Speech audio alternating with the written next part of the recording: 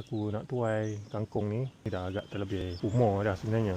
Mungkin dah keras sikit lah kot. Tak apa, aku just nak tuai lah sebab dah besar sangat, nak bagi peluang kepada sayur-sayur lain dalam ni membesar pula. Yang ni aku potong-potong je lah dulu. Satu. Ni baru separuh, baru satu side. Belakang ada lagi. Okay guys, so aku dah tuai hampir ke semua lah. Kangkung ni aku tinggal yang pucuk-pucuk. Ini besar, ada satu lagi. So aku tinggal pucuk-pucuk lah. So seminggu lagi mungkin boleh petik lah pula yang ni, tak banyak dah. So tinggal salad.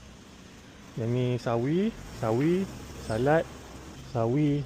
So aku tanam 3 benda lah dalam ni. Kangkung, salad dan sawi. Ni dalam sebulan lah. Hasilnya, ni kangkung je.